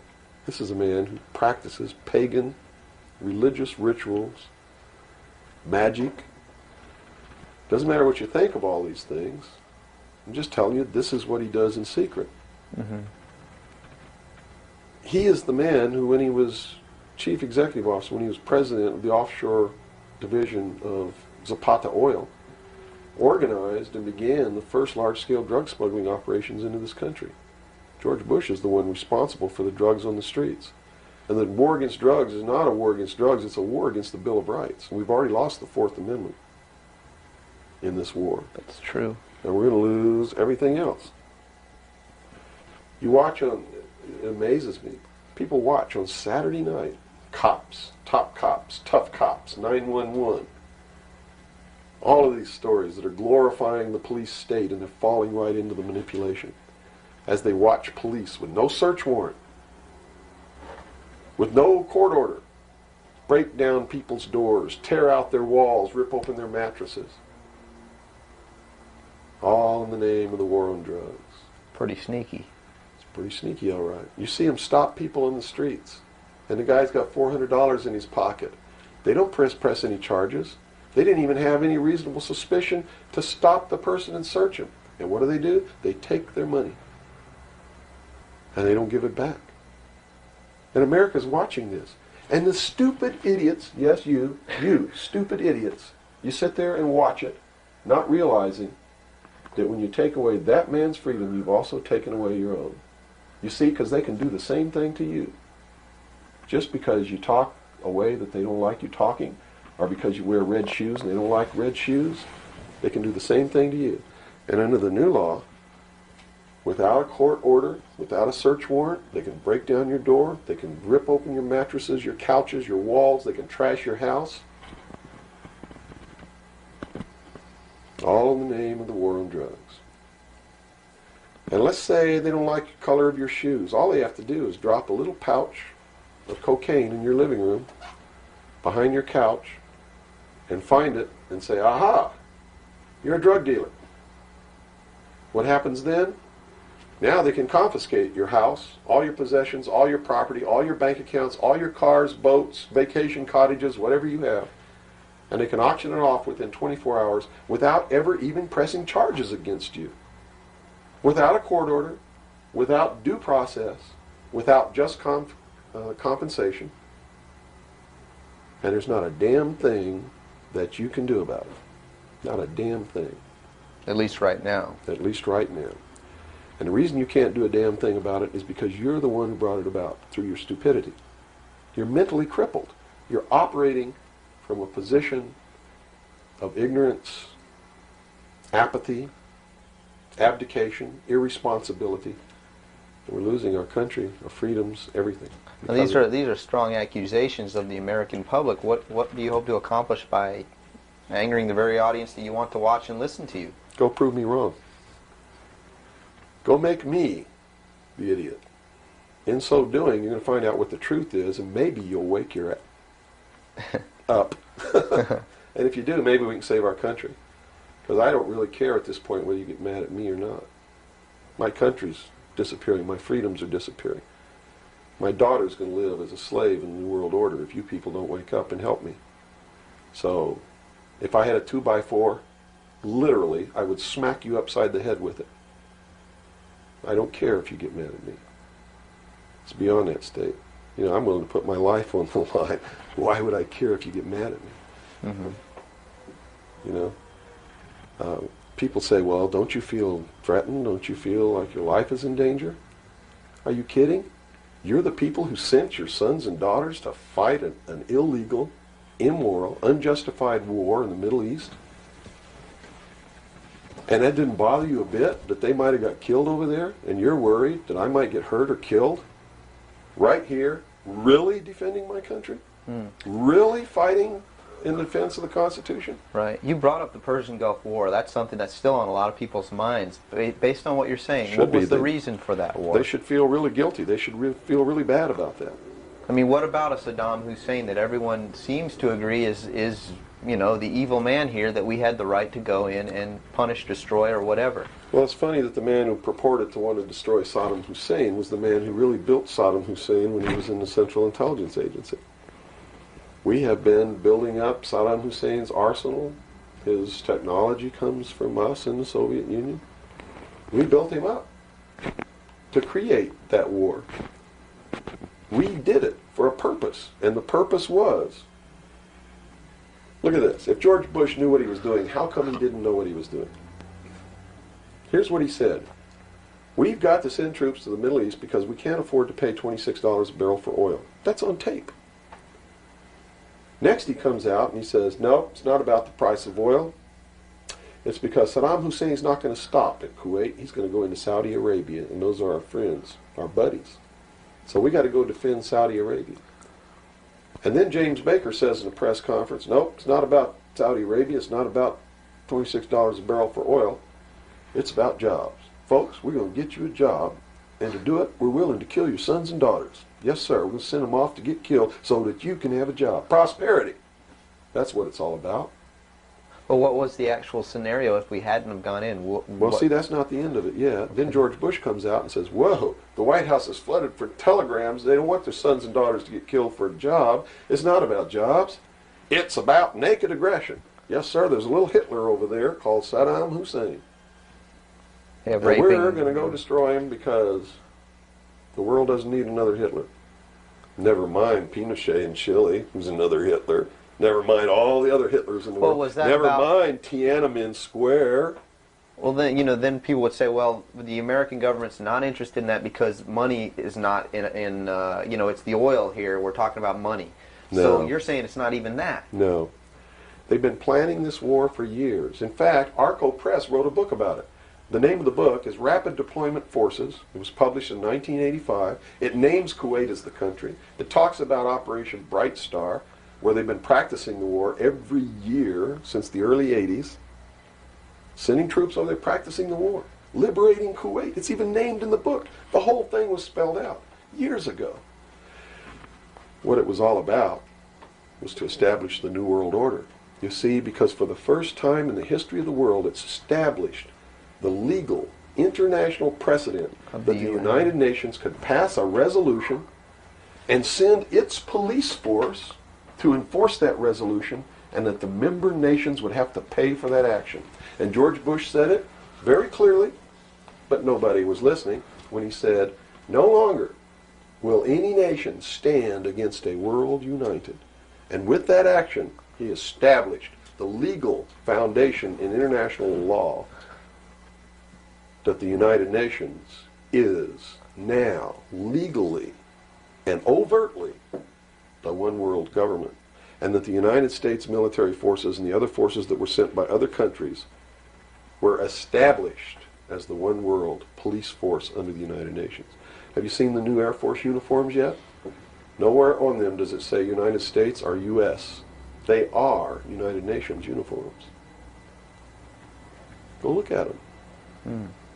What role in the Middle East, again, does Israel play in this? Israel was created as the instrument to bring about the Battle of Armageddon and the fulfillment of prophecy, a war that will be so terrible, where nuclear weapons will be used, so that the American citizens and the other people in the world will get down on their knees and beg for no more war. And what is the answer to that?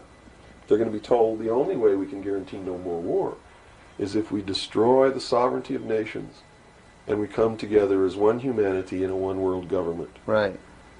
Now I'm telling you, unless the American people wake up and stop it, starting in about 1996, the Battle of Armageddon will become a reality. Not because two nations got mad at each other and decided to fight, and that's why Saddam Hussein was not destroyed. He will be the instrument that will bring that to pass. Right.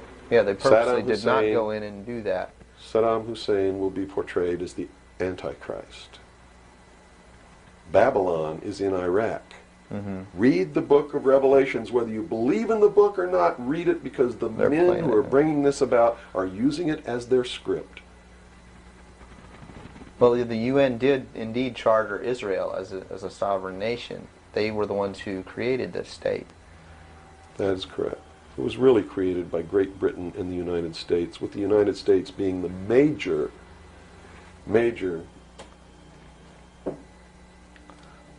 instigant. Okay, and the Jewish people were then being manipulated into believing it was for some other reason. That's correct. They've always been manipulated. And I get people who still come to me all the time and say, Bill, you're all wrong. It's the Jews. The Jews are subverting the world. Man, it's not the Jews. It's not the Catholics. It's not the blacks. It's these men who belong to the ancient mystery schools, who meet in secret and decide the fate of the world. And they belong to all different races and all different nationalities and all different religions to the public point of view. But in secret, it's a different story. How about the European community? Here seems, based on your theory, another group of sovereign nations coming together to form one government. The European community, the EEC, was created by the Central Intelligence Agency, working through a lodge in Italy called the P2 Lodge. Propaganda 2 is the name of it, which is the intelligence arm of the Vatican. And Prince Bernard, who is the leader of the secret World Council that controls these secret societies around the world, called the Bilderberg Group. And that's the truth of the matter. And well, during its creation, they just threw out Margaret Thatcher. She was really opposing this. Yes, she was, and that's why she got ousted. Okay. So did the Shah of Iran. So did Marcos. Anyone who opposes it gets ousted. That wasn't an overthrow of Marcos by the people in the Philippines. It was organized, instigated, and carried out by agents of the Central Intelligence Agency and the KGB. The overthrow of the Shah of Iran, our intelligence community is trying to tell us they didn't know anything about it. They didn't know what was happening. Bullshit. They organized it. They instigated it. They are the ones who caused it to come to pass. You see, because we didn't have a National Security Agency or a Central Intelligence Agency before the UN Participation Act was signed. And these organizations were created to bring about the one world government, the New World Order. And it had to be done in a manner that the people would not know that it was being done, and the only way they could do that was hide it behind the veil of national security. And the Cold War was a manipulation maintained to bleed the people of tax dollars to fund the creation of the police force of the New World Order, which is the Army, Navy, and Air Force and Marines of the United States and the Soviet Union.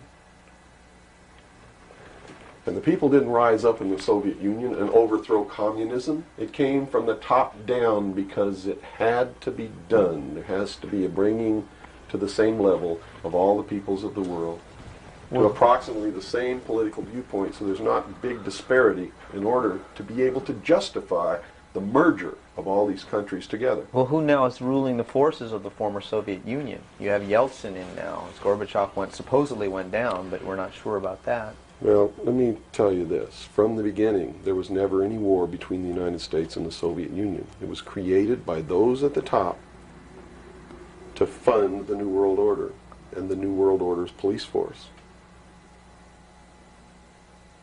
At the highest levels of all countries, they all belong to the same club. And we, the people, sit back and we watch this grand drama which is being played out for our benefit, not theirs. If it wasn't for us, they wouldn't even have to do any of this. But you see, they just can't come out and destroy all of us because they need slaves. They need people to make their shoes and make their cars and mine the ore. They need worker bees, and that's what we are. In the New World Order, we will be the worker bees, the slaves. So the Orwellian view of the vision of the future wasn't too far off based on this scenario. George Orwell was just like me. He was a low-level member of British intelligence who was appointed to a position high enough where he saw the same documents that I saw. And he tried to warn the world just like I'm trying to warn the world, only he wasn't willing to take the risk that I'm willing to take. So he wrote it in a book called 1984 and spelled out exactly what's coming as a warning to the people of the world, as a work of fiction. But you notice that that work of fiction really stirred people up because they knew that it wasn't fiction. In their heart of hearts, everyone who's read that book knows that it's coming. It's a possibility. Most people won't recognize it overtly or publicly, because then, if they recognize it, they have to be responsible to do something about it, and that's what every one of you have been resisting all your life, is being responsible to do something about it, to get involved. That's why you'll walk away from a girl being raped on the street by a gang of thugs rather than go and try to help her. And I'm not talking to all of you. I know there's some of you out there just like me, but most of you are just exactly what I've just described. Most people are no better than animals who do not have intelligence because they don't use their intelligence.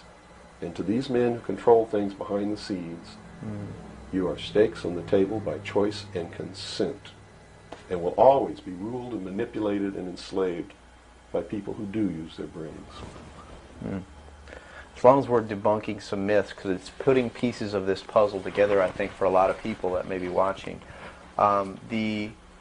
The hostage situation in Iran that got Carter out of office, is this another orchestration? And if so, how does it fit into the October surprise is no myth.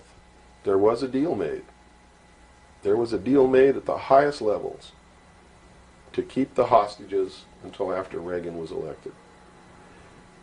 Do you really believe that it was an accident, that it was a coincidence, that 30 minutes after Ronald Reagan was sworn in, took his oath of office, the hostages were released? Did they want Carter out? Are you really that naive? I can't believe it. Did they want Carter out? Yes, they wanted Carter out.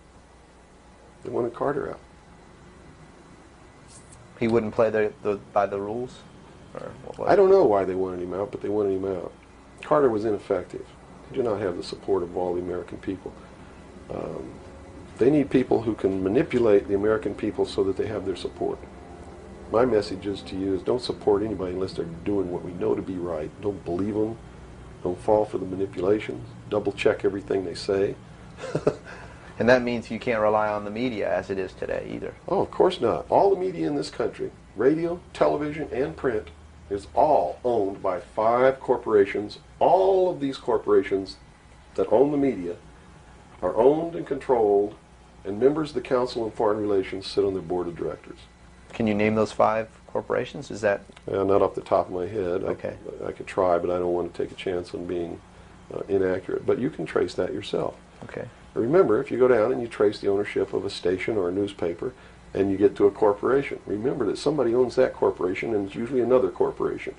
But when you trace the interlocking of all these things, when you get to the top, there's 5. And all journalists know that there's some things you don't write about, and you don't talk about, because you'll lose your job. And that's where the control is. And that's why they pay anchormen like Dan Rather $2 million a year. Because he doesn't question them. He knows that if he goes against them, he's going to lose $2 million a year. Do you think a man that looks pretty and sits in front of a TV camera for the 6 o'clock news is worth $2 million a year? No way. I don't care how long he works and I don't care what he does. There is no job worth $2 million a year. That's why they pay athletes these fantastic salaries. I was listening to the radio the other day. They just contracted to pay one player on one team $6 million a year. Can you believe this? And why is that? It's the Roman circus. What does the emperor do when the people become restive, and when the people are asking questions, and when the people don't like the policies of the emperor? He sends them to the circus. He creates a circus. He builds a giant coliseum. And he begins to throw the Christians to the lions. And he has great chariot races and football games and basketball games, all to keep the idiots preoccupied with things that don't mean anything in the scheme of the entire world, so that they don't have the time to learn what the truth is, so they don't ever get smart enough to learn how they're being manipulated, so they don't ever question the emperor. That's why they pay a player on a football team or a baseball team $1 million or $2 million or $3 million a year. It is the Roman circus. I know men who don't know anything in the world except who plays third base for the Mets. And they think that's a great accomplishment. And they meet and pat each other on the back and bond and go have cocktails and talk about what this guy that plays third base for the Mets did in last night's game. It's sad. It's really sad. Is there any room in a kind of society where these manipulations are not taking place for this type of entertainment, or any type of entertainment at all? If people understand that a game is a game, if people understand that nobody, no matter what they do, is worth paying $2 or $3 million a year for, people should be able to get rich if they want to, by the sweat of their individual labor. Okay? By going out and doing something for the world. Not by taking people's minds away from the emperor. It's a game. Football's a game. Football's a game. But let me tell you something. When 150 of the most powerful men and women in the world can meet in secret in Baden-Baden, Germany, and plot the fate of billions,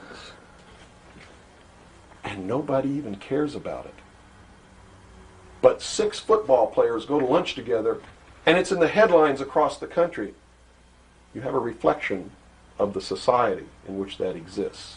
And it is a sick society that is doomed to self-destruction. So based on that scenario, there's some truth into what these men are looking at. Absolutely, and that's what makes me so sick, is that I'm trying to wake up a people who on a daily basis are proving the ones that I'm warning them about to be right. Well, so that even though a minority, there are people out there that you recognize are awake to this, if they don't do something about it, they will lose that ability to be free in that way. That's correct. Whether they might think, well, I don't need to worry about it because I know what I know and I'm fine. That's it doesn't right. work that way. There's a connection here to everything. That is correct. That is absolutely correct. A nation of people who are willing to send their sons and daughters that they profess that they love to a foreign country to die, and they use the excuse to themselves that they're sending them off to defend our country, and they know damn well that's a lie, are doomed. It's funny, there's a parable, you said Ben Franklin earlier was even a part of this. Yes.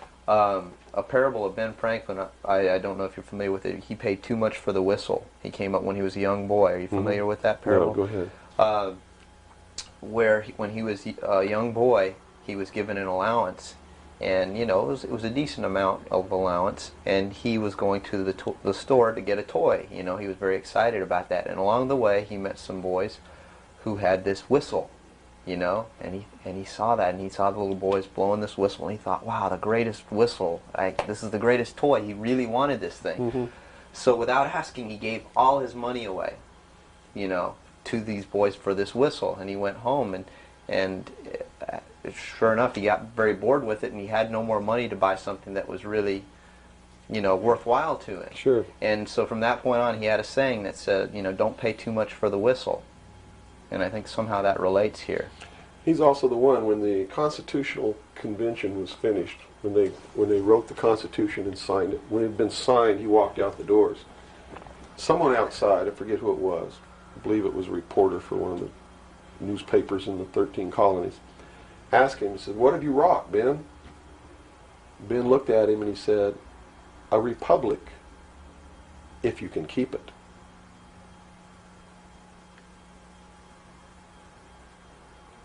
He knew. He did. And that's a good place to end. Yeah, I think so. That's a great ending. Wow. Good job, guys. All right, Bill. Yo. Fantastic. Good. Thanks, Bill. Where's your towel? Right there. I'm about ready Yeah, to these lights are roasting me. Man. kill. I've already had my son. I'm ready for a bath.